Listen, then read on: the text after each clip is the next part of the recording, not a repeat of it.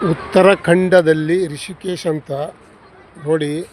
ಏನದು ಅಷ್ಟೊಂದು ನಾನು ಎಲ್ಲ ಕಡೆಗೆ ತಿರುಗಾಡಿ ನೋಡಿದ್ದೀನಿ ಅಂದ್ರೆ ಅಷ್ಟೊಂದು ಇದು ನೀರು ಯಾವ ರೀತಿ ಅದ ಅಂತ ನೋಡಿ. ಒಳ್ಳೆ ಇದ್ರದ್ದು ಫುಲ್ ಐಸು ಅಂದರೆ ಬರುಪಿನ ನೀರಿದ್ದಂಗೆ. ಇದು ಹಿಮಾಚಲ ಪ್ರದೇಶ ಮತ್ತು ಇದರಲ್ಲಿ ಕೇದಾರ ಕಡೆದು ಬರ್ತಾ ಇರ್ತದೆ ನೀರಿದು.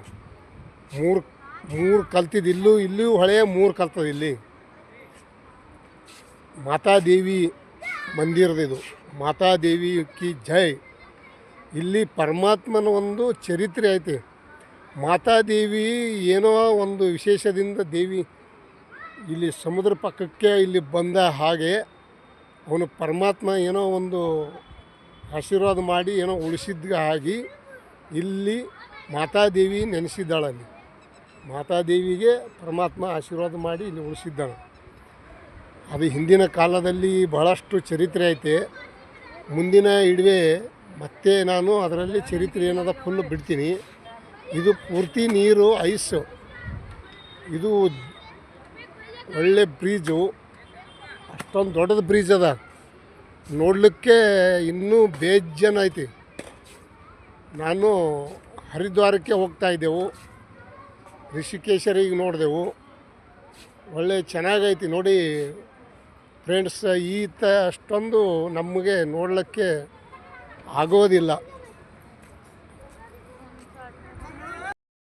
ಇಲ್ಲಿ ನೋಡುವುದಾದರೆ ಗಂಗಾ ಮಾತೆಯ ನದಿ.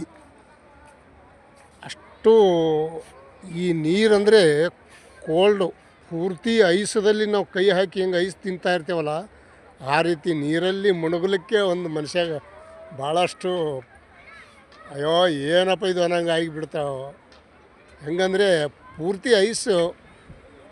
ಬರುಪಿನಲ್ಲಿ ಕೈ ಹಾಕಿದರೆ ಹೆಂಗಾಗ್ತದೆ ಹಂಗೆ ಈ ನೀರಿನಲ್ಲಿ ಕೈ ಹಾಕಿದ್ರೆ ಬರುಪಿನಾಗೆ ಕೈ ಹಾಕಿದಂಗೆ ಆಗ್ತದೆ. ಬರುಪು ತಿಂದಂಗೆ ಆಗ್ತದೆ ನಮ್ಮ ಕೈಗಳು, ಅಷ್ಟು ಕೋಲ್ಡ್ ಆಗಿಬಿಡ್ತದೆ.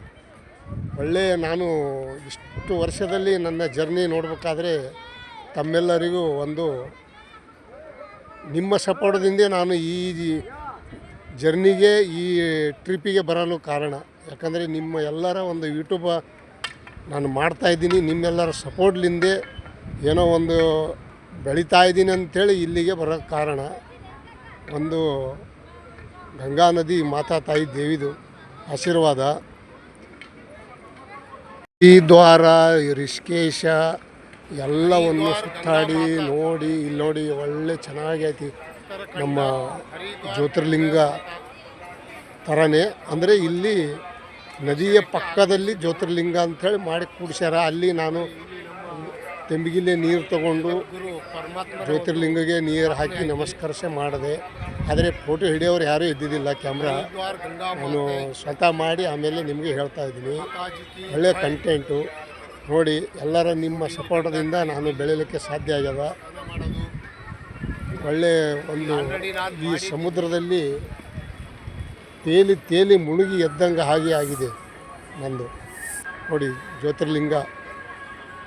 ಇನ್ನು ಮುಂದೆ ಎಲ್ಲಿ ನೋಡೋದು ಮತ್ತು ಉಜ್ಜಯಿನಿ, ಇನ್ನೂ ಬೇಕಾದಷ್ಟು ಸ್ಥಳ ಇದೆ ನೋಡಿ. ದೇವರ ಆಶೀರ್ವಾದ, ಅಮ್ಮ ತಾಯಿಯ